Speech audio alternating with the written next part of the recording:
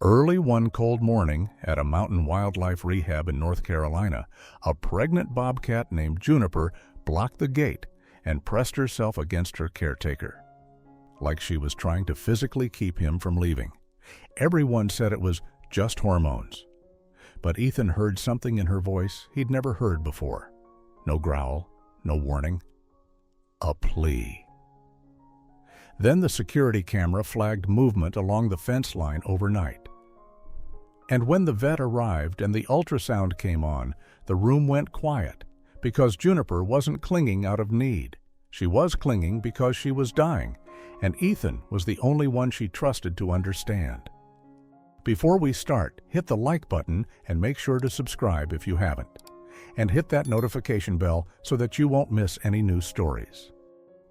The morning had that brittle Blue Ridge cold that makes sound carry farther than it should. Frost lay like sugar on the railings outside Blue Ridge Wildlife Rehab, and the pine trees beyond the service road stood dark and still as if they were holding their breath. Ethan Caldwell pulled his jacket tighter and checked his watch again in less mud than an hour he was supposed to sit across from Gordon Pike. The kind of donor whose signature could keep the lights on, keep the heat running, keep the whole operation from going quiet. He'd done this routine 100 times. Coffee, keys, clipboard, one last walkthrough of the enclosures. A calm voice, steady steps, no sudden movements. Wild animals listen to everything, tone, rhythm, the tiny tremor in a hand. They noticed the things people pretended weren't there. Juniper noticed first. She was already at the front of her habitat when Ethan approached, a compact bobcat with winter-thick fur that looked like brushed copper where the weak sunrise caught it. Her belly was rounded with pregnancy, and normally she carried herself with the kind of guarded pride that said, "I am not yours. I tolerate you." That morning, though, her posture was wrong. Low, tight, her tufted ears angled back, not in aggression, but in something closer to worry. When Ethan reached for the gate latch, she moved fast, faster than her heavy belly should have allowed. She pressed her shoulder into the chain link, then slid along it until she was directly in front of him, blocking the narrow path like a living bar across the doorway. Her tail stayed low. Her eyes, amber and wide, held his with an intensity that made the back of his neck prickle. "Hey," Ethan murmured, keeping his voice soft. "Junie, easy." The sound she made wasn't a growl. It wasn't the sharp warning chirp he'd heard when a hawk passed overhead. It was smaller, rougher, like a plea that scraped on the throat, a breathy, broken call that made Ethan's chest tighten as if someone had stepped on it. She lifted one paw, then the other, and braced them against the mesh at about the height of his ribs, as if she could physically keep him from moving away. Ethan stopped. The air smelled like cold metal and damp straw. Somewhere down the row, a heater clicked on, then off again. He could hear his own breathing. Inside the collar of his jacket, the faint creak of the leather strap on his bag. And under it all, Juniper's uneven, quick breaths, like she'd been running in her sleep. Behind him, a door opened. Maya Brooks stepped out with her clipboard tucked under her arm, cheeks pink from the cold. "Everything okay?" she asked, then saw Juniper's stance. "Oh, she's doing that again." Ethan didn't look away from the bobcat. "Doing what again?" "Shadowing you," Maya said with a small laugh, like she was trying to lighten the air. "It's nesting behavior. Hormones. She's close, Ethan. They get clingy. You know that." Juniper's eyes flicked to Maya and back to Ethan, and the sound she made deepened. Still not a threat, but a warning made out of panic. Ethan had spent 5 years earning this animal's tolerance. 5 years learning which steps made her flinch, which smells calmed her down, which tone made her stop pacing. He'd watched her heal from old scars, watched her trust return in slow, careful increments. He'd never heard this sound from her. He swallowed, tasting yesterday's coffee and something bitter he couldn't name. "Juniper," he said again, gentler now, as if speaking to someone standing on the edge of a dark stairwell. "What is it?" She pressed harder. Her paws didn't rake or strike, just held, steady and insistent. Ethan noticed the tiny tremor in her legs, the way her sides moved too fast. He glanced down and saw her claws were clean, but the fur along her lower belly looked slightly damp, darker than the rest, as if she'd been licking there more than usual. Maya stepped closer. "You really can't be late for Gordon. We're talking about a long-term donation, Ethan. That's veterinary bills, feed contracts, maybe even a new security system. Home insurance doesn't cover half of what we do out here. One bad month and—" "I know," Ethan said, but the words felt far away. Security system, home, insurance. Feed contracts. Those were real, those mattered. But Juniper was real too, and she was telling him something with her whole body. A sharp chime sounded from the wall-mounted monitor inside the service shed, the security feed alerting to motion. Ethan's eyes lifted instinctively toward the screen. Maya followed his gaze, her face tightening. "That's from last night," she said, voice quieter now. "We got a couple of pings around 3 a.m., probably a raccoon, maybe a stray dog. The camera catches anything when the wind hits the brush." Ethan took one step toward the shed, and Juniper matched him instantly, blocking again. Her breath hitched. That pleading rasp returned, louder this time, edged with something that made Ethan's stomach turn. Not neediness, he thought, not hormones. Fear. He leaned in closer to the mesh, and for a moment he caught a scent that didn't belong, faint but unmistakable, like wet fur and something sour underneath it. Carried on the cold air. His pulse thudded in his ears, heavy as a drum. Maya's voice softened. "Ethan, she's fine. She's just—" Juniper suddenly pivoted and darted a few feet toward the corner of her habitat, then stopped and looked back at him, eyes bright, body tense. She scraped at the ground once, hard, straw scattering, the sound sharp as tearing paper. Then she looked back again as if to say, "Come, now." Ethan's hand tightened around the gate latch until his knuckles ached. Somewhere in the distance, a truck rumbled along the road, low and fading. The cold air burned in his nostrils. Gordon Pike could wait, a voice inside him said, quiet but absolute. Ethan met Juniper's gaze and felt the weight of the choice settle onto his shoulders, heavy as winter. "Okay," he whispered, barely moving his lips. "I'm here. I'm not leaving." Juniper didn't relax, not yet.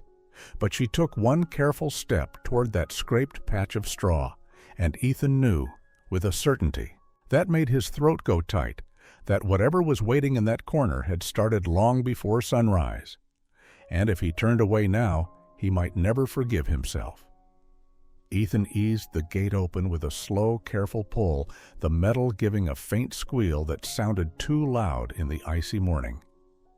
Juniper didn't rush him. She moved like a shadow, quick, controlled, then stopped a few feet ahead and looked back, her amber eyes fixed on him as if she were counting each step he took. Inside the habitat, the air held that familiar blend of pine needles, old straw, and the clean bite of winter. But under it, Ethan caught that other note again, faint, sour, wrong. The kind of smell that made your stomach tighten before your mind could explain why. He crouched near the scraped patch Juniper had pointed out. The straw had been disturbed, not like a nest being made, but like something had been dug at in panic, claw marks scoring the dirt beneath. There was a thin smear, dark, almost blacky in the cold light dried against a clump of straw. Maya stood just outside the gate, hugging her clipboard to her chest. "Ethan, listen," she said, voice low, practical. "I get it, you care. But Gordon Pike is not a man you keep waiting. He's the kind of donor who can cover emergency veterinary costs, the kind of support that keeps our insurance premiums from eating us alive. He asked for a walkthrough. He wants to see operations, clean lines, professional. Juniper made that rough, pleading sound again, softer now, like a cough swallowed down. Ethan didn't like how it echoed in his rib cage. "I'll call him," Ethan said, though his hand already hovered near his phone. The screen felt cold through his glove. "I'll tell him I'm delayed." Maya's mouth tightened. "Or you can do both. Quick glance, then we go. We can schedule a full exam later. Dr. Harper already said she's booked until afternoon." Before Ethan could answer, tires crunched on the gravel out. Front, slow, deliberate, expensive. The sound carried down the lane like a warning bell. A black SUV rolled into the lot, glossy as oil, its windows tinted. It stopped near the office with the calm confidence of someone used to being expected. The driver's door opened. Gordon Pike stepped out into the cold as if it couldn't touch him. Late 60s, broad shoulders, wool coat that looked heavy and perfectly tailored. A scarf tucked neatly at his throat. He paused for a second, taking in the property the way a man might assess a house before buying it. Fence lines, buildings, the quiet. Then he walked toward them, shoes crisp on frozen ground. "Morning," Gordon called, voice carrying. He held out a gloved hand to Maya first, then Ethan. His grip was firm, his smile polite, but thin. "I was already in the area. Figured I'd drop by early. Saves time." Maya's face brightened with the kind of practiced warmth people use in meetings about funding. "Mr. Pike, Gordon, thank you for coming. We weren't expecting you quite this soon." "That's the point," he said as if it were a joke. His eyes drifted past them and landed on Juniper inside the habitat. Juniper stood close to Ethan's knee, too close for her usual distance. Her body was tense, ears back, belly heavy. When Gordon's gaze settled on her, she gave a small strained rasp and shifted so that she was slightly in front of Ethan, almost shielding him the way a mother might shield a child, except Juniper wasn't anyone's pet, and this wasn't anyone's safe living room. Gordon's mouth twitched. "Well, isn't that something?" he said. "A wildcat acting like a lap cat." Ethan felt heat rise behind his eyes. Not anger exactly, but a sharp sting of it. "She's not a lap cat," he said evenly. "She's pregnant, and she's not herself this morning." Gordon let out a soft chuckle. "Hormones," he said almost dismissively, like he was discussing the price of eggs. "I've seen it with horses, seen it with dogs. They get fussy. They get possessive. It's nature." Juniper's breathing quickened, and Ethan could hear it. Tiny bursts of air, too fast, like wind through a narrow crack. The sound raised the hairs along his arms. Maya tried to steer the moment back onto safe ground. "Juniper's been with us a long time. Ethan has a special bond with her." "A bond," Gordon repeated, tasting the word. "Look, I respect what you do. I'm here because I believe in conservation, but I also believe in running things responsibly. Liability, safety protocols, insurance. If I'm investing, I need to know you're not, how do I put it, romanticizing the animals." Ethan forced himself to keep his voice calm. The cold air made every breath feel sharp. "This isn't romance," he said. "This is experience. She's telling me something's wrong." Gordon's eyebrows lifted. "She's telling you." Juniper suddenly turned and trotted toward the corner again, then stopped and looked back, eyes wide. She scraped the dirt once, hard, straw whispering across the ground. The sound was harsh, urgent, like someone dragging a chair across a kitchen floor in the middle of the night. Ethan's stomach dropped. He stepped after her, and she immediately made room for him, her head low, as if guiding him. Maya's expression shifted, confidence fading into uncertainty. Gordon followed a few steps behind the fence, curiosity pulling him forward despite himself. Ethan knelt near the disturbed straw and saw, clearer now, the faint wet sheen along a small patch, as if something had leaked recently and the cold hadn't had time to freeze it solid. He touched the straw with the tip of his glove, cool, damp, and sticky in a way that made his skin crawl. The sour smell rose stronger for a second, and Ethan swallowed hard. Juniper let out another rasping call, and this time it wasn't just fear. It was insistence. It was desperation that didn't have a language. Maya's voice came out soft to say, "Ethan, what do you think happened?" Ethan's mind flicked to the security alert. The motion pings, the brush moving at 3 in the morning, a stray dog, a coyote, something pressing the fence line, making Juniper pace, making her body tighten until something inside went wrong. He stood slowly, feeling the weight of the morning settle into his shoulders. "I think she's been stressed all night," he said. "I think she might be in pain, and I don't think we have time to wait until afternoon." Gordon's smile had faded. He cleared his throat, looking away for a second as if the cold had suddenly gotten under his coat. "You're saying this is an emergency." "I'm saying," Ethan replied, choosing each word like it mattered, which it did, "that if I walk away to sit in a meeting about donor funding and financial planning while she's asking for help, like this, I'll never forgive myself. And if she crashes, we won't get a second chance." Juniper pressed against his leg again, her fur rough and warm through his jeans, a strange comfort in the sharp cold. Ethan felt the tremor in her body. Maya looked from Juniper to Ethan, then toward Gordon, her eyes shining with stress. "We need that donation," she whispered, almost to herself. "We need it for the clinic bills, the security upgrades, the insurance." Gordon stared at Juniper a long moment. The air was so quiet, Ethan could hear the faint electric hum from the office building, and somewhere far off, a crow calling once, lonely and sharp. Then Gordon exhaled, a thin stream of breath fogging the air.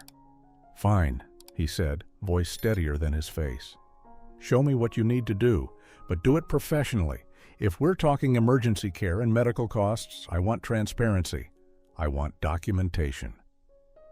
Ethan nodded, relief and dread mixing in his chest like two cold currents. "You'll get it," he said. Juniper didn't relax. Not really. But she stopped scraping, and for a second her eyes softened, as if she'd heard the shift in the humans around her, as if she'd felt the world finally turning in her direction. Ethan pulled out his phone and typed with stiff fingers, "Dr. Harper Lane." He stared at the screen, then hit call. As it rang, Juniper's breathing stayed fast, and Ethan realized with a sinking feeling that wasn't just a strange morning anymore. It was the beginning of a countdown. Dr. Harper Lane arrived with her truck tires crunching over frozen gravel, a sound that carried through the pines like dry bones snapping. She stepped out with a canvas medical bag slung over one shoulder, her breath blooming white in the air. Even before she reached the enclosure, Ethan saw Juniper's whole body tighten, as if the temperature had dropped another 10 degrees inside her skin. Harper's voice was calm, practiced. "Morning." "Ethan, Maya, Mr. Pike." Her eyes flicked once to Gordon, then settled on Juniper, reading posture the way some people read a weather map. "Tell me what you saw." Ethan started to answer, but Juniper beat him to it with a low, strained rasp that made the hair on his forearms lift. She moved in a short, fast arc, putting herself between Ethan and the vet's approach. Her ears pinned back, her whiskers angled forward, and her gaze locked on Harper's hands. Not her face, not her boots, but her hands, the way a frightened patient watches a needle. Harper stopped at a respectful distance. When she unzipped her bag, the zipper's soft hiss sounded loud in the cold. A metal instrument clinked against another, bright and sharp, and Juniper flinched as if she'd been struck. Her breathing went shallow. Ethan could almost feel her pulse through the air, that invisible vibration of panic. "Okay," Harper said gently, palms open. "I'm not coming in fast." Maya's voice wavered. "She's never this reactive." Ethan swallowed. The sour scent from the straw still lingered under everything, and now he caught another smell too. Juniper's warm fur, musky and clean, mixed with a faint, stressed tang that reminded him of a wet dog in the rain. "She's been up all night," he said. "The cameras flagged movement around 3. She blocked the gate, pulled me to the corner. She's breathing hard." Harper nodded once, but her eyes stayed on Juniper's body language. "That sound she's making," she said quietly, "that's not territorial, that's distress." Gordon shifted his weight outside the fence, hands in his coat pockets, face set in a line that wasn't joking anymore. The cold had put a dull red on his cheeks. He watched like a man realizing he'd walked into something he couldn't buy his way out of. Harper took one slow step closer. Juniper lunged, not to attack, but to warn, front paws slamming the ground with a thud. That sent straw jumping. The impact vibrated up Ethan's legs through the earth. Juniper's mouth opened in a silent snarl, teeth white against the copper of her fur, and her eyes looked almost human in their panic. Ethan's mind flashed back to the old intake report he'd read years ago. Caught in snare. Deep tissue damage. Required restraint. He pictured Juniper, younger and bleeding, hands and tools around her, the smell of antiseptic and fear. No wonder the clink of metal still lived inside her like a trap. He lowered himself to a crouch, slow enough not to startle. The dirt felt cold through his knees. "Junie," he murmured, voice low and steady, like a hymn someone learns by heart. "It's me. I'm right here. You're safe." He shrugged off his jacket and slid it toward the fence, letting it rest on the ground where Juniper could smell it. The fabric carried the familiar mix of coffee, cedar soap, and the faint smoke from last night's heater. Juniper's nostrils flared. She hesitated, then leaned in just enough to catch that scent, like taking a single sip of water after a long thirst. Her shoulders loosened a fraction. Harper watched the change and nodded, almost to herself. "Good," she said softly. "That's your anchor." Maya exhaled, and Ethan realized she'd been holding her breath. Harper looked up at Ethan again. "If we're dealing with internal pain, pregnancy complications, infection, anything like that, we need to assess today. Emergency vet care gets expensive fast, and I know you're juggling donor funding and insurance realities. But this isn't a later situation." Juniper made another small rasp, less sharp now, as if she'd spent her last strength just to keep Ethan close. Harper's gaze sharpened. "I'm going to try a quick visual check from here," she said. "Then we'll decide the safest next step. But Ethan, if she's telling you not to leave, we should listen." Ethan nodded, throat tight. Outside the fence, Gordon Pike didn't speak. He only stared at Juniper with a look that had finally lost its polish. And in the cold stillness, with Juniper's breath fluttering like a fragile candle, Ethan felt the story tipping towards something heavier, something that would demand more than money, more than paperwork, more than any kind of coverage. It would demand a choice. Harper set up her portable ultrasound on the tailgate of her truck, the screen casting a pale, bluish glow against the gray morning. The wind had picked up, slipping through the pines with a low hiss, and the cold bit at Ethan's fingers even through his gloves. He could smell the sharp bite of rubbing alcohol as Harper wiped down a probe, and that clean, clinical scent made Juniper's ears twitch. "We're going to keep this as gentle as we can," Harper said. Her voice was steady, the kind of steadiness you hear in an emergency room when people are trying not to panic. No rushing, no forcing. Juniper stayed pressed close to the fence line, her thick copper and cream fur puffed against the cold. Her belly was round and heavy, but her legs trembled just slightly. Every time the ultrasound machine beeped, a soft electronic chirp. Her whiskers flared, and she made that rasp again, like a plea caught in her throat. Ethan crouched on the other side of the mesh, close enough that Juniper could smell him. His jacket lay on the ground between them, holding his scent like a small promise. "I'm right here," he murmured. He kept his tone low, almost musical, the way you might speak to someone waking from a nightmare. Juniper's eyes stayed locked on him as if he were the only steady thing in the world. Harper waited for a narrow window of calm. When Juniper finally shifted her weight and lowered her head, Harper moved. Her hands were careful, slow, and she kept her body angled away, non-threatening. The probe touched Juniper's belly through a thin barrier of gel, cold and slick. Juniper flinched hard, her muscles jumping under her coat, and Ethan felt his stomach twist. "It's cold," he whispered to her. "Just cold, that's all." The screen flickered, then steadied. Shapes bloomed in soft gray gradients, like storm clouds inside glass. Harper leaned closer, eyes narrowed, and for a moment the only sounds were Juniper's breath and the faint hum of the machine. Then Harper pointed. "There," she said quietly. A pulsing rhythm appeared on the screen. A heartbeat. Strong. Steady.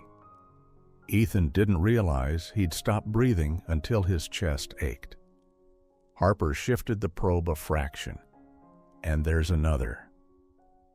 2 heartbeats, distinct and sure, like 2 tiny drummers keeping time against the silence of winter. Maya made a small sound behind Ethan, something between relief and a prayer. Harper moved again, slower now. "Hold on," she murmured, and her voice changed just slightly, the way it does when a professional sees something that doesn't fit. She adjusted the angle, and the screen showed a third flicker, faint, uneven. "A third," Ethan breathed. "There's a third?" "It's weak," Harper said, not unkindly. "But yes, I see it." For one brief second, warmth rose in Ethan's chest, bright and almost painful. Juniper's ears loosened a little, and she blinked as if she could feel the hope in the air. Then Harper's face went still. She slid the probe a little lower, and a shadowy area appeared beside the uterine line, darker than the rest, pooled like ink in water. Harper stared at it, and Ethan felt the moment tilt. The cold seemed sharper. The air smelled suddenly sour again, stronger now, as if the wind had decided to carry it right to them. "What is that?" Maya asked, voice thin. Harper didn't answer right away. She adjusted settings, tapped the screen, checked again. "That," she said softly, "is not what I want to see." Juniper gave a sudden, strangled rasp and tried to twist away. Her back legs braced, and her body shook. Ethan saw, with a jolt of dread, a faint dampness near the straw by her hindquarters. Not much, just enough to make the fur look darker. Harper pulled back immediately. Okay, she soothed. "No more pressure." Gordon Pike had gone quiet. He stood with his shoulders squared, but his face had lost all its earlier certainty. He stared at the screen the way a man stares at a bill he didn't expect, realizing it's bigger than he can pretend. Harper reached for a sterile swab and a small collection vial, her movements brisk but controlled. "I need a quick sample," she said. "If this is what I think it is, we're talking emergency veterinary care today, not later." When she collected it, the smell hit the air in a brief, ugly wave. Sharp, sour, wrong. Ethan's throat tightened, and Maya covered her mouth. Even Gordon blinked hard, as if the odor had slapped him awake. Harper looked at the vial, then at Ethan. Her eyes were kind, but serious. "Ethan," she said, barely above a whisper, "this is turning into something dangerous." Juniper pressed against the fence again, trembling, keeping Ethan close the only way she knew how. And Ethan understood with a sinking certainty that the heartbeats on that screen were only the beginning of what they might lose. Harper carried the small vial into the service shed where the space heater hummed, and the fluorescent light buzzed with that faint, weary flicker every older building seems to have. The warmth inside hit Ethan's face like a soft slap, but it didn't comfort him. It only made the sour smell linger longer, heavier, as if heat gave it permission to stay. Maya followed close behind, her boots leaving wet half-moons on the concrete. Gordon Pike hesitated at the doorway, then stepped in anyway, shoulders tight, his expensive coat suddenly looking out of place against tool racks and feed bins. Harper snapped on a pair of gloves. The latex made a quiet squeak as she pulled it snug. She set a test strip on a paper towel and tipped the vial carefully. The fluid was cloudy, yellow-green at the edge under the harsh light, like dishwater left too long in a sink. Ethan felt his stomach roll, not from squeamishness, but from the instinctive certainty that something inside Juniper had gone wrong in a way that could not be wished away. Harper watched the strip change color. Her jaw tightened. She didn't swear. She didn't raise her voice. But the stillness that came over her was worse than any panic. "This isn't normal postpartum discharge," she said, voice low. "And she hasn't even delivered. This reads like infection." Maya's lips parted. "Like a urinary tract infection?" Harper shook her head slowly. "Deeper. Uterine. Possibly pyometra or a severe uterine infection. And with pregnancy in the mix, it can go bad fast. If bacteria gets into the bloodstream, we're talking sepsis." The word landed in the room like a stone dropped in a bucket. Ethan heard the heater click as it cycled, heard the faint rattle of an empty feed scoop in the corner, heard his own pulse thudding in his ears. Juniper rasped outside, muffled through the shed wall. That sound, now that Ethan knew what it meant, felt like it was tearing him from the inside. Gordon cleared his throat. "So what's the plan?" he asked, but his voice had lost its earlier ease. "Antibiotics? You have meds here, don't you?" Harper's eyes lifted to his. "Not enough for this," she said, "and not safely without imaging, blood work, monitoring. She needs an emergency animal hospital, today." Maya's hands were shaking as she tried to hold her clipboard steady. "We don't have a transport schedule," she whispered, "and the clinic. The bills." Harper didn't flinch. "I'm not going to sugarcoat it. Emergency veterinary care can involve thousands. If she crashes, it becomes ICU care, and then we're talking about critical care monitoring, advanced diagnostics, potentially surgery." Ethan felt the weight of those words, thousands, ICU, surgery, pressing down like a heavy blanket. He'd spent enough nights staring at spreadsheets and insurance renewals to know how thin their margins were. The words medical expenses and financial planning used to live in his head like background noise. Now they were sharp as a knife. He glanced out the small window.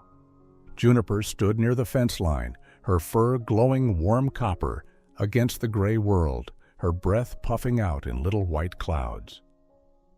She looked up when she sensed him, and even from there he could see the tension around her eyes. Harper followed his gaze. "Before we move her," she said, "I need to consider what caused this. Infection doesn't always come out of nowhere." Ethan's mind snapped back to the security alert, the movement at 3 a.m. The disturbed straw, the smell that didn't belong. Something was outside, he said. She was stressed. Maybe she threw herself against the fence. Maybe she... He couldn't finish. Harper nodded, thinking. Stress can weaken the immune response, but that smell, and that dark spot on ultrasound. She paused, then said it, careful. There's a chance there's a foreign body, something sharp, bone fragment, splinter, even a piece of metal. If she mouthed something she shouldn't have, if it lodged and tore tissue, bacteria could have gotten in. Maya's eyes widened. But how would she? Ethan's voice came out rough. If something was prowling, she might have been pacing, chewing, digging, anything. He looked at Gordon. You heard the fence line. We have coyotes out here, strays too. Gordon's face had gone pale beneath the red of the cold. He stared down at the concrete as if he could find an answer there. So you're telling me, he said quietly, that if you'd gone to my meeting this morning. Ethan didn't answer right away. He pictured himself driving away, Juniper scraping at the earth, rasping into the empty air. He pictured Harper arriving hours later to find silence. The thought made his throat close. She knew, Ethan finally said, voice thick. She knew something was wrong, and she kept me here. Outside, Juniper gave that rasp again, sharper now, and Ethan flinched like it had struck him.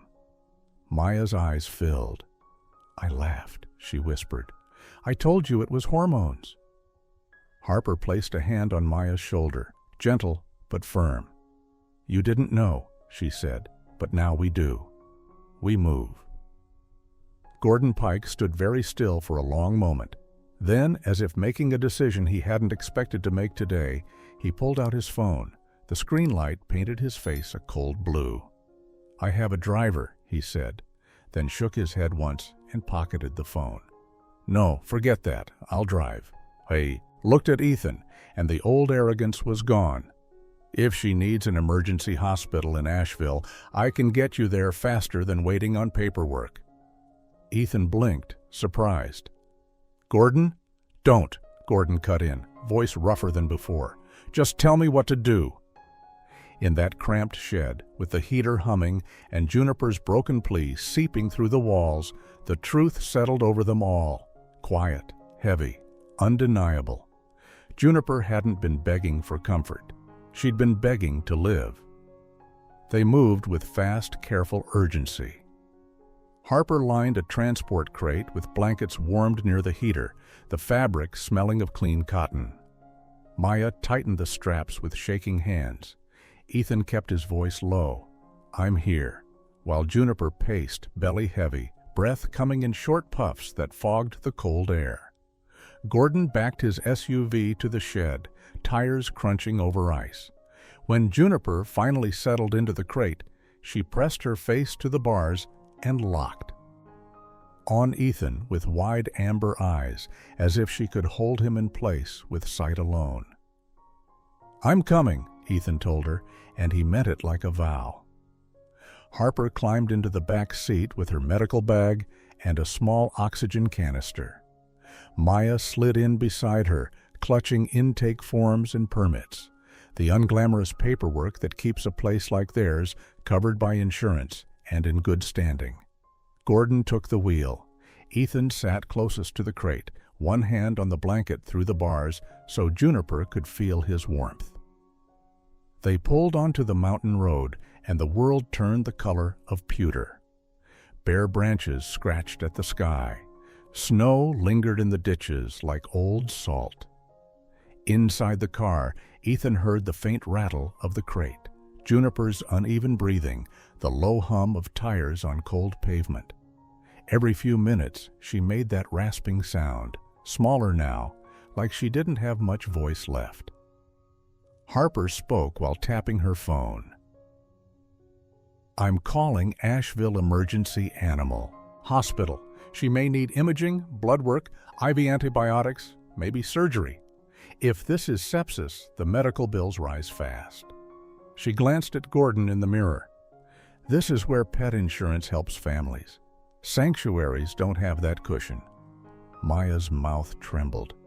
We have donor funding when it comes.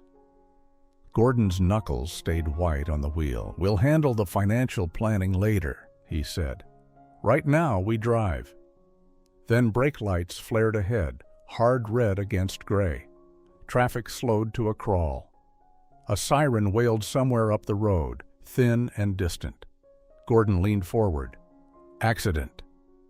Ethan felt Juniper shift, the crate creaking.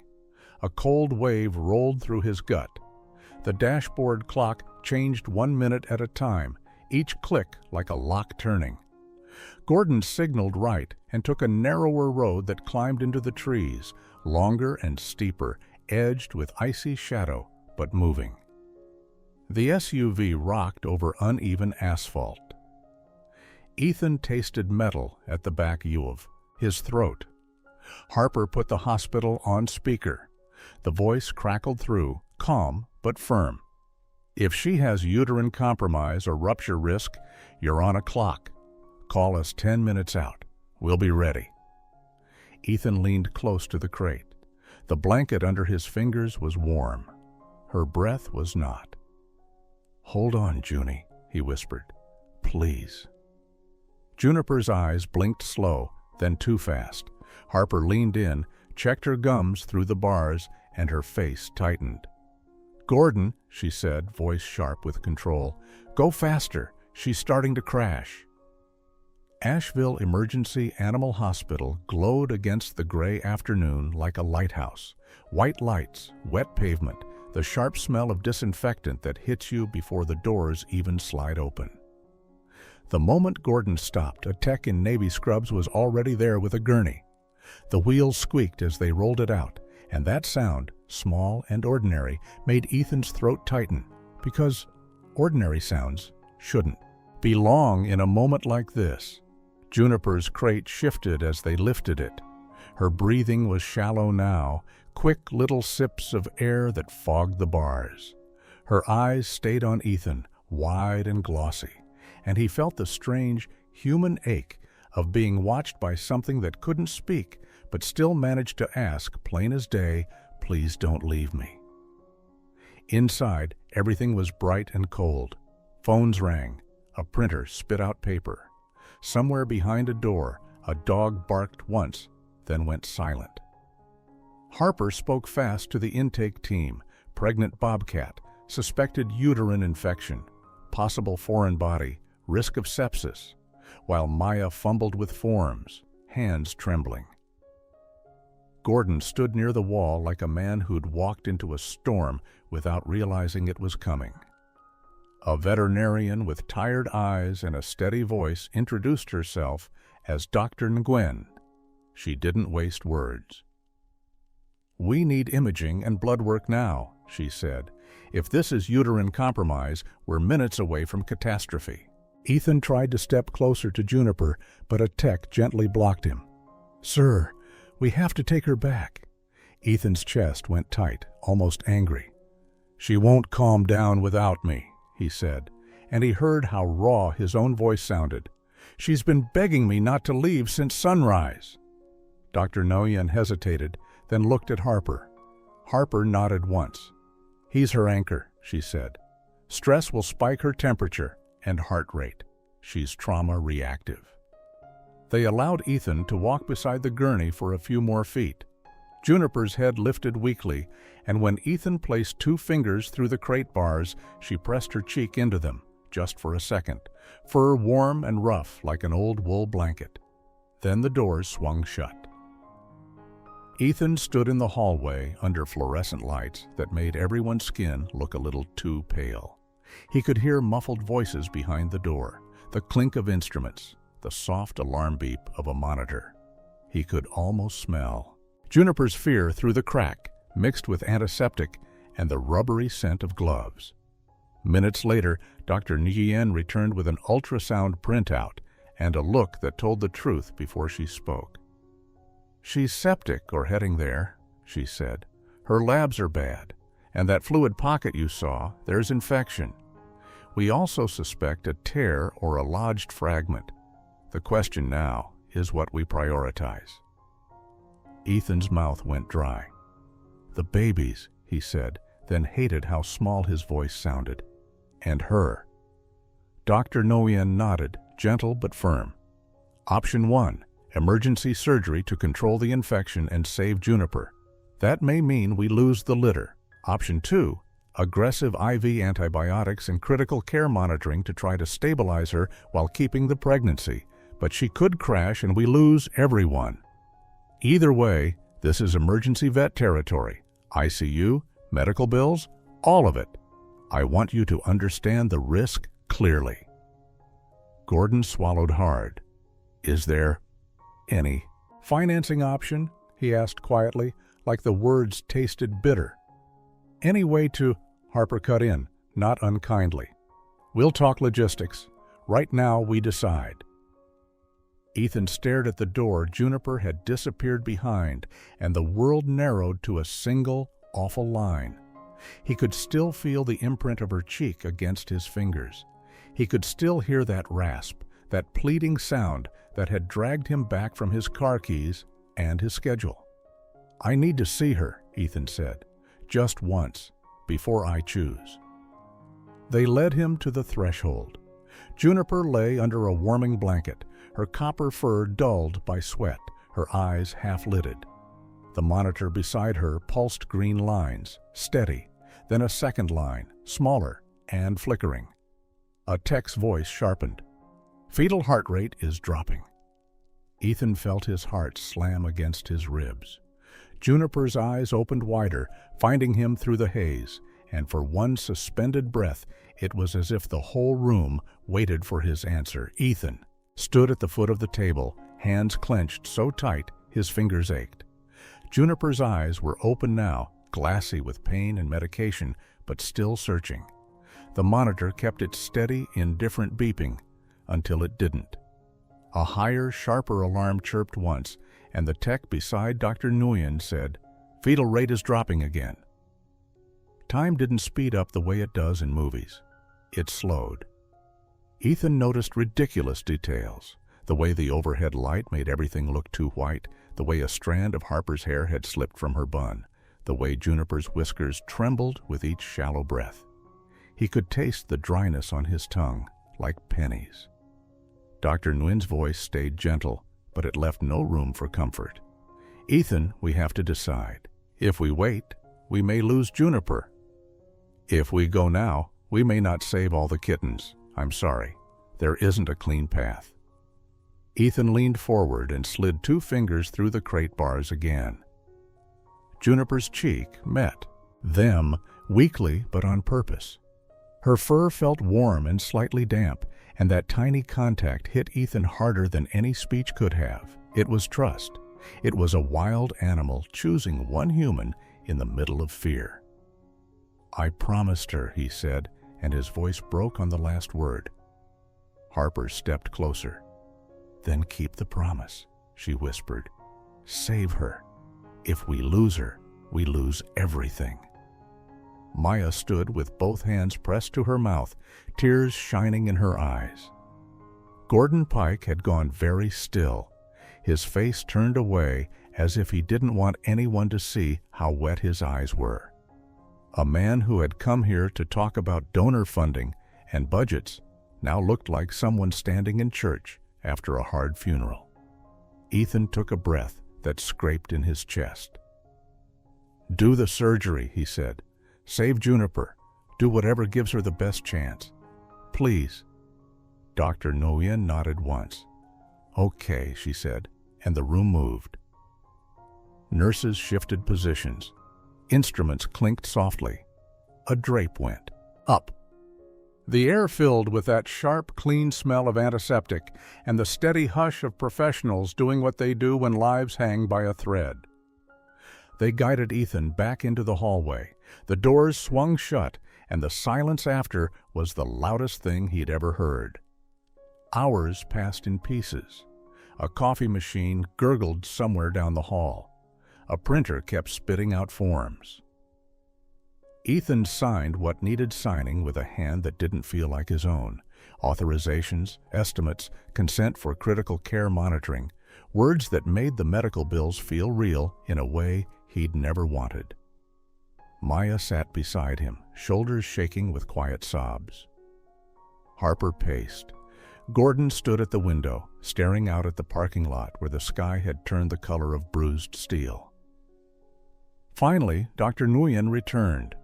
Her surgical cap was gone, and there were faint red marks on her forehead from the mask. She exhaled, and that breath sounded like relief.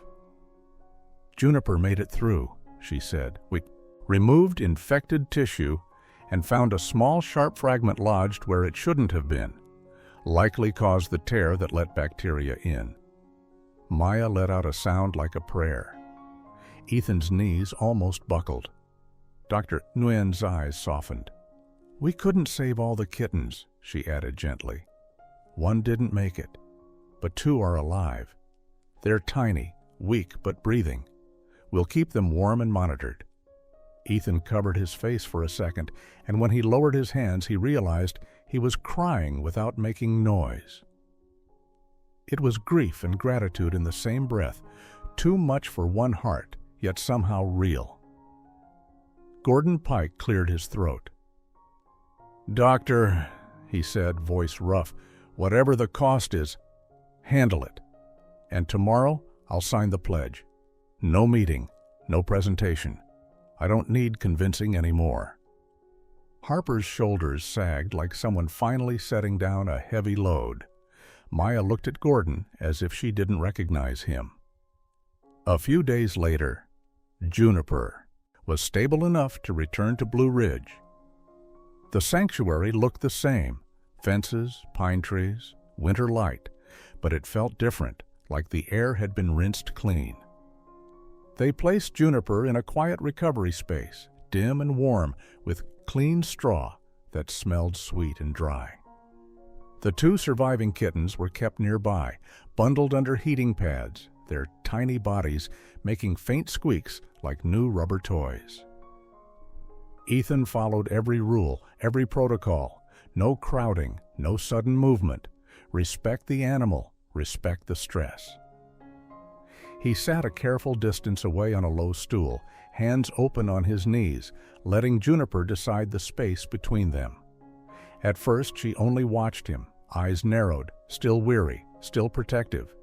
Then one evening, as the sun bled orange through the trees and the heater made its soft clicking song, Juniper's body relaxed by a fraction. She turned her head toward the kittens, then back to Ethan, and she made a sound Ethan had never heard from her before, a low, vibrating rumble, almost like a distant engine idling. A purr. It wasn't loud, it wasn't for show, it was small and private, the kind of sound you only hear if you're quiet enough to deserve it. Maya stood in the doorway with tears rolling down her cheeks. Harper's eyes shone. Gordon, who had come to check in without cameras or speeches, wiped his face with the back of his hand and looked away. Later that night, the upgraded security camera Gordon paid for caught something else. A lean shape slipping along the tree line near the fence. Coyote or stray dog, hard to tell in the dark, pausing where Juniper's enclosure sat, then vanishing into the woods. Proof that Juniper had been fighting 2 battles at once, the threat outside and the infection inside. Ethan sat there listening to the quiet, heater clicks, kittens' soft squeaks, Juniper's faint purr, and understood the truth that had brought them all to tears. She hadn't begged him not to leave because she was needy. She begged because she was dying, and because somehow she believed he would listen. Thank you for joining us on this journey. Before you scroll away, tell me this. Do you believe a bond like theirs could really exist? If this story touched your heart, drop a 1 in the comments so I know you're still with me. And don't forget to subscribe, because the next story might just remind you that sometimes the wild loves us back in ways we'll never forget.